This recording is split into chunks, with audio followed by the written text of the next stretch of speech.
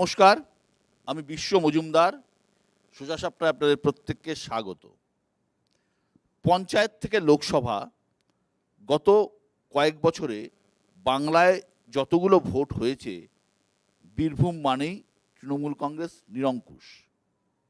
2019-এ বাংলায় বিজেপির চমকপ্রদ উত্থানেও বীরভূম তৃণমূলেরই। 21-এর বিধানসভা নির্বাচনে একমাত্র দুবরাজপুর বাদ দিলে সব আসনেই ঘাসফুল ফুটেছে। এবার অনুব্রত মণ্ডল নেই। তৃণমূল কি পারবে সিচুয়েশন ম্যানেজ করতে, নাকি এবারে পদ্ম ফুটবে বীরভূমের কোনো আসনে? আজকে সোজা সাপটা এ নিয়ে আলোচনা। আমার সঙ্গে যারা আছেন, একদম বাঁদিকে আছেন দেবতনু ভট্টাচার্য, বিজেপি প্রার্থী বীরভূম লোকসভা কেন্দ্রে। সিপিআইএমের পক্ষে বলার জন্য আছেন মতিউর রহমান। মতিউর, আপনাকে স্বাগত। আমার ঠিক পাশেই রয়েছেন তৃণমূলের পক্ষে ত্রিদীপ ভট্টাচার্য। ত্রিদীপ, আপনাকেও স্বাগত। আমার একদম ডান দিকে রয়েছেন রমারঞ্জন চট্টোপাধ্যায়, তৃণমূলের পক্ষে বলার জন্য। পাশে রয়েছেন কংগ্রেসের পুরনো নেতা অসীম মুখোপাধ্যায়, এবং রয়েছেন আমার বন্ধু এবং আমার একদা সহকর্মী, এখন বিজেপির নেতা জগন্নাথ চট্টোপাধ্যায়। এবং আমার সঙ্গে রয়েছে আমার সহকর্মী তমশ্রী। তমশ্রীর সঙ্গে রয়েছেন আপনারা। আপনাদের প্রত্যেকের প্রশ্ন নেব, আমরা আলোচনা করব এবং প্রশ্নও নেব। আমার প্রথম বক্তা, আজকে এই অনুষ্ঠানের প্রথম বক্তা আমি শুরু করছি দেবতনু ভট্টাচার্যকে দিয়ে। দেখুন, আজকের বিষয় হচ্ছে যে বীরভূম তৃণমূলের একটা গড়।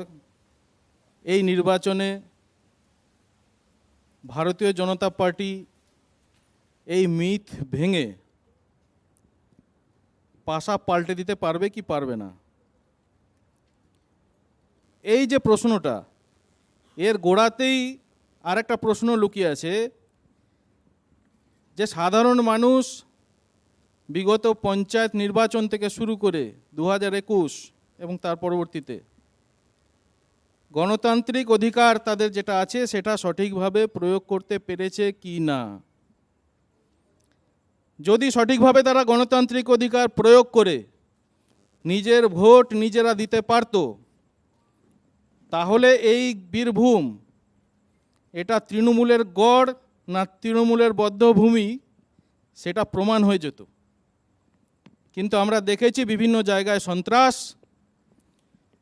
ভোটের আগে সন্ত্রাস, ভোটের দিনে সন্ত্রাস, এবং কাউন্টিংয়ের সময়ও খেলা হবে, সেই খেলা আমরা দেখেছি। এই পরিস্থিতির পরিপ্রেক্ষিতে যে নির্বাচনের রেজাল্ট বেরিয়ে এসছে, ফল বেরিয়ে এসছে, তার উপর ভিত্তি করে বলা হচ্ছে বীরভূম হচ্ছে তৃণমূলের গড়। কিন্তু সাধারণ মানুষ যদি গণতান্ত্রিক অধিকার প্রয়োগ করতে পারত, তাহলে কিন্তু অন্য কথা আমাদের সামনে উঠে আসতো। এখান থেকে সাংসদ হয়েছেন আমাদের অভিনেত্রী শতাব্দী রায়। একবার নয়, তিনবার সাংসদ হয়েছেন। সাংসদ হওয়ার পরিণামে কী ধরনের উন্নয়ন হয়েছে, বীরভূম কতটা এগিয়েছে, সাধারণ মানুষ কতটা সুযোগ সুবিধা পেয়েছেন, এবং সাংসদ হিসেবে উনি ওনার ভূমিকা যথাযথভাবে পালন করতে পেরেছেন কিনা, এই প্রশ্ন, তার উত্তর সাধারণ মানুষ নিজের বিবেককে প্রশ্ন করলেই তারা উত্তর পেয়ে যাবেন। আমি বারবার বলে এসেছি, আমার যেটা অবজারভেশন সেটা হচ্ছে শতাব্দী রায় হচ্ছে মুখ, তার পিছনে বিভিন্ন এরিয়ায় আলী খান, হাজি নুরুল, কাজল শেখ, এরকম অসংখ্য নাম চারদিকে লুকিয়ে আছে, যারা এরিয়া ভাগ করে নিয়েছেন এবং তাদের হাতে লিজ দিয়ে শতাব্দী রায় তার নিজের জায়গায় নিশ্চিন্তে বসে আছেন। বীরভূমবাসী এদের হাতে, তাদের হাতে শোষিত, নিপীড়িত, অত্যাচারিত হয়েছে, উন্নয়নের সুবিধা পায়নি।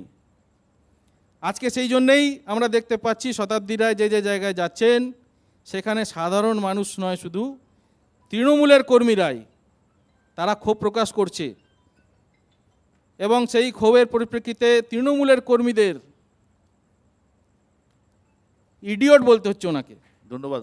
দেবতনু বললেন যে বীরভূমে পঞ্চায়েত এবং পুরসভা নির্বাচনে ভোট হয়নি এবং শতাব্দী রায় কিছুই প্রায় করেননি। তার ফলে তার অভিযোগ যে তৃণমূলের লোকজনই নাকি তাকে বিক্ষোভ দেখাচ্ছেন। পরের বক্তা মতিউর রহমান। নির্বাচন, লোকসভা নির্বাচন, এখানে গোটা দেশের মানুষ বিগত দিনে কিভাবে থেকেছেন। প্রতিদিন 80% উপরে মানুষ যারা হচ্ছে প্রতিদিন সকালবেলায় ঘুম থেকে ওঠা থেকে রাত্রিবেলায় ঘুমোতে যাওয়া পর্যন্ত মাথার ঘাম পায়ে ফেলে কোনো ক্রমে রোজগার করে তাদের জীবনযাপন করছেন। আসল মুদ্রা হওয়া উচিত এইটা আমাদের এই নির্বাচনে, অন্ততপক্ষে লোকসভার নির্বাচনে। কিন্তু দেবতনুবাবুর কথাই উনি বলতে ভুলে গেলেন যে ওই হাজি নুরুল টুরুল এদের কথা বললেন, যারা মুখে ফেটি বেঁধে পঞ্চায়েতের সামনে এর সামনে দাঁড় করিয়ে রেখেছিল তৃণমূল। অবশ্যই তৃণমূলের অপরাধ, কিন্তু তাদের নেতার নাম বকটুই কাণ্ড, তার নেতার নাম আশিস ব্যানার্জি।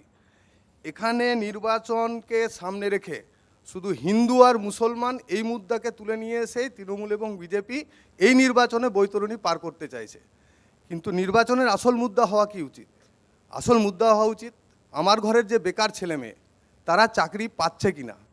বছরে 2 কোটি চাকরির কথা বলেছিলেন দাদা একটা সময়, দিদি বলেছিলেন বছরে 2 লক্ষ চাকরির কথা।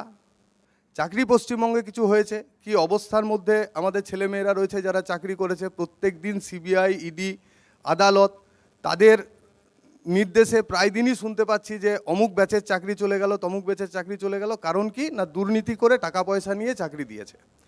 এই চাকরি দেওয়ার সময় বীরভূম তৃণমূলের গড়ফড় বলে কিছু হয় না। এক একটা সময়ের ব্যাপার, এক একটা সময়ে এক একটা রাজনৈতিক দলের নেতারা যেভাবে পরিচালনা করেন সেই একটা অবস্থা তৈরি হয়েছিল বীরভূম জেলাতে।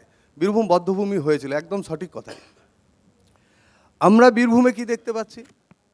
বীরভূমে আজও আলোচনায় বললেন বিশ্বদা যে অনুব্রত মণ্ডল নাই, এইবারে বীরভূমে তৃণমূলের গড়, সেই গড় বিজেপি ভাঙবে কিনা। এই যে মিডিয়ার বাইনারি তৈরি করে দেওয়া যে হয় তৃণমূল নয় বিজেপি, এই জায়গায় কিন্তু আজকের দিনে ভারতবর্ষ বা আজকের দিনে বীরভূম জেলা দাঁড়িয়ে নাই। এইদিকে যেমন কয়লা, গরু ইত্যাদির টাকা পয়সা তোলা, আবার গোটা পৃথিবীর মধ্যে নির্মলা সীতারামনের স্বামী, অর্থমন্ত্রীর স্বামী, তিনি বলছেন যে ইলেকট্রাল বন্ডে যে টাকা নিয়েছে বিজেপি প্রায় 6,500 কোটি টাকা এখনো পর্যন্ত রেজিস্টার্ড। এটা হচ্ছে পৃথিবীর মধ্যে কোনো সিস্টেম দ্বারা হওয়া সবথেকে বড় দুর্নীতি। তাহলে যে যেখানে যে অবস্থায় আছে, যারা যেভাবে নিজেদেরকে রোজগার করতে পারছেন, একজন সিস্টেমকে ব্যবহার করে এইভাবে লুট করছেন, কারা পয়সা দিয়েছে? ওষুধ কোম্পানি। প্রত্যেক দিন আপনি ওষুধ কিনুন, জীবনদায়ী ওষুধ থেকে শুরু করে প্রয়োজনীয় ওষুধ, প্রত্যেক ওষুধ কিনতে গেলে পিছনে ব্যাচ নাম্বার লেখা থাকে।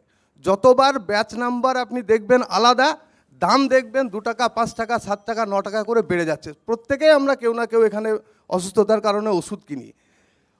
টাকা কারা দিচ্ছে নির্বাচনী বন্ডে? লসে চলা ওষুধের কোম্পানি টাকা দিচ্ছে। কাকে দিচ্ছে? বিজেপিকে দিচ্ছে। তারপরে কে সব থেকে বেশি টাকা পাচ্ছে? একটা অঙ্গরাজ্যে ক্ষমতায় থাকা তৃণমূল কংগ্রেস সব থেকে বেশি টাকা পাচ্ছে এই ধরনের বিভিন্ন কোম্পানির কাছ থেকে। সিস্টেমকে ব্যবহার করে দুর্নীতি করাতে তৃণমূল বিজেপির মধ্যে কোনো ফারাক নাই। তৃণমূলের পক্ষে রমারঞ্জন চট্টোপাধ্যায়। এই নির্বাচন একটা এমন প্রেক্ষাপটে হতে চলেছে, এটা রাজ্যের প্রেক্ষাপট নয়, পঞ্চায়েতের নয়, পুরসভার নয়। ভারতবর্ষে 10 বছর যে শাসন ব্যবস্থা চলেছে তাতে দেশের মানুষ কতটা উপকৃত হয়েছে, তাতে আমরা কতটা কি পেয়েছি তার হিসেব নিকেশের নির্বাচন। এবং তার পাশাপাশি নিশ্চিতভাবে সাংসদ হিসেবে শতাব্দী রায়কে আপনারা নির্বাচিত করেছেন 3বার ব্যবধান বাড়িয়ে 62, 68, 89। কাজের নিরিখে তিনি কতটা কি করতে পেরেছেন তার নিরিখে দাঁড়িয়ে ভোটটা হওয়া উচিত। অবশ্যই রাজ্যের কিছু প্রসঙ্গ আসবে, স্থানীয় কিছু সমস্যার কথা আসবে, কিন্তু আমি প্রথমেই যেটা আমার কাছে খুব বিস্ময়কর লেগেছে যে বছরে 2 কোটি চাকরি মানে 10 বছরে 20 কোটি চাকরি, সেটা আদৌ আমরা পেয়েছি কি না। অন্ততপক্ষে সেন্ট্রাল গভর্নমেন্টের যে নিয়োগ পদ্ধতিগুলো ছিল, স্টাফ সিলেকশন কমিশন, ইউপিএসসি ইত্যাদি ইত্যাদি যে সমস্ত গুলো ছিল, সেগুলো ঠিক মতন হচ্ছে কি না, বা সেই নিয়োগ প্রক্রিয়াটাতে আমরা 10 বছরে 20 কোটি লোকের চাকরি ভারতবর্ষে হলে তো আর্থিকভাবে আমরা আরও উন্নতির জায়গাতে যেতে পারতাম। সোনার দাম এতটা বাড়ার কথা ছিল না, কি করে বাড়লো? এর পাশাপাশি আরও একটা প্রশ্ন এসে যায় যে 15 লক্ষ টাকা করে সবার অ্যাকাউন্টে দেওয়ার যে প্রতিশ্রুতি 2014 সালে দিয়েই একটা নতুন সরকার তৈরি হয়েছিল, সেইটা ঠিক কতটা পূরণ হয়েছে, কতজন সেটা পেয়েছে? লক্ষ্মীর ভাণ্ডারে 1,000 টাকা অনেকে পাচ্ছে, বার্ধক্য ভাতা বিধবা ভাতা পাচ্ছে, কিন্তু তার পাশাপাশি এটা কি পেয়েছে? এই প্রশ্নটা কিন্তু থেকে যায়। স্থানীয় যে সমস্যাগুলো থেকে যায় আমাদের, 2009 সালে মমতা বন্দ্যোপাধ্যায় যখন ইউপিএ 2 গভর্নমেন্টের রেল মিনিস্টার, তখন সিউড়ির মানুষের সমস্যার সমাধানের জন্য বিকেলবেলা এখান থেকে কলকাতা যাওয়ার কোনো ট্রেনের ব্যবস্থা ছিল না। সেই ট্রেনটা মমতা বন্দ্যোপাধ্যায় উপহার দিয়েছিলেন বীরভূমবাসীকে সাংসদ শতাব্দী রায়কে নির্বাচিত করার পর। সেই ট্রেনটা করোনা 2019 অবধি চলেছে, তারপর করোনার দোহাই দিয়ে সেই ট্রেনটা উঠে গেল। সেই ট্রেন নাম্বার একই আছে, কিন্তু এমনই দুর্ভাগ্যের বিষয়, সেটা বর্তমান বিজেপির রাজ্য সভাপতি সুকান্ত মজুমদারের কেন্দ্র থেকে চলছে। ট্রেন নাম্বারটা আপনারা দেখে নেবেন গুগলে সার্চ করে, সেই ট্রেনটাই চলছে, কিন্তু সিউড়িবাসী বঞ্চিত হয়েছে। এটা হচ্ছে বঞ্চনার দিক, পাওয়া না পাওয়ার দিক, সে তো বললাম আপনাদেরকে। এর পাশাপাশি যে বিষয়গুলো থেকে যায়, যে সাংসদ হিসেবে শতাব্দী রায় কতটা সফল। উনি এসেছিলেন অভিনেত্রী হিসেবে, নিজেকে পরিণত করেছেন নেত্রী বলেই তিনি 3 বার নির্বাচিত হয়েছেন। এই প্রশ্ন যেমন থাকে, তার পাশাপাশি কি করেছে এটা জানার অধিকারও আপনাদের থাকে। মাইনরিটি সেক্টরাল ডেভেলপমেন্ট প্রজেক্টের অধীনে উনি একটা আস্ত পলিটেকনিক কলেজ হাসন কেন্দ্রে তৈরি করে ফেলেছেন। ওনার উদ্যোগে জাতীয় সড়ক সম্প্রসারণের কাজ শুরু হয়েছে। ওনার উদ্যোগে রামপুরহাটে একটা মেডিকেল কলেজ তৈরি হয়েছে। ওনার উদ্যোগে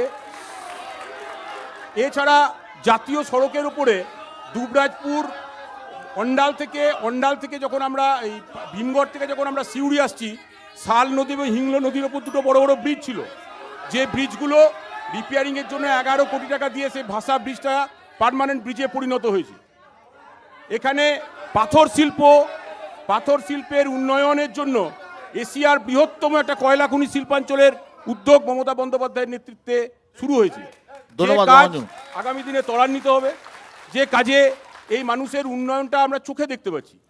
ধন্যবাদ।